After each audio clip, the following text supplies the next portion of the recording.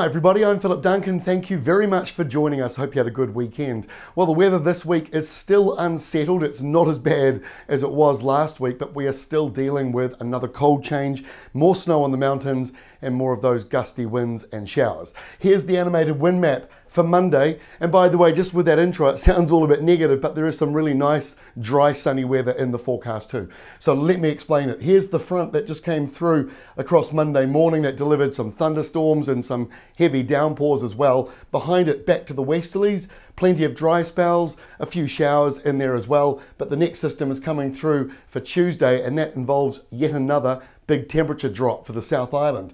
So this is the start of it at lunchtime Tuesday. You can see all the winds wrapped around the low. The low is just there off the bottom of the screen. Lots of rain and showers coming up the western side, and that dark blue line indicates cold air basically south of it, and that's coming through. So the rain on the west coast, which is already saturated, by the way, they've had more than their usual amount. Now it turns to snow again up in the mountains. In the North Island though, nor'west is blowing through, fairly mild, and along the eastern side of both islands it looks pretty dry across Tuesday.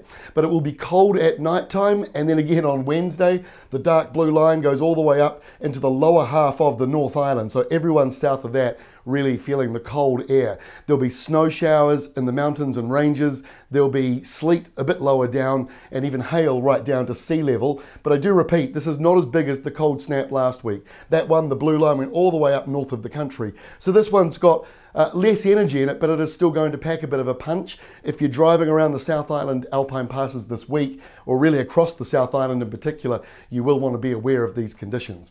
Okay, to Thursday, and actually it is fairly short-lived, because by Thursday you're back to westerlies. That cold dark blue line has disappeared off the screen, and high pressure is starting to build back up again. So northern areas, you've got a fairly dry week ahead actually. It's looking pretty dry in the north and along the east of both islands, but wetter than average all up the western side, about as far north as Taranaki. Then we get into Friday, we've got high pressure to the north, maybe a couple of showers. It's a bit windy once again, mostly from the west to southwest, so it'll be a little bit cool, won't be freezing. You'll get some rain along the west coast or a burst of showers, and again it's still mostly dry around those eastern areas. And we get into the weekend and it's looking pretty much the same still. A lot of high pressure around. This is the big high that a lot of people will be looking forward to, because it will cut off these southerlies, but before it arrives it will actually enhance them. So you'll notice a bit of a cold burst just at the start of the weekend, a bit of a southerly coming through there. The winds are pretty strong, but they should fade away as we go through the weekend and that high pressure does start to come in.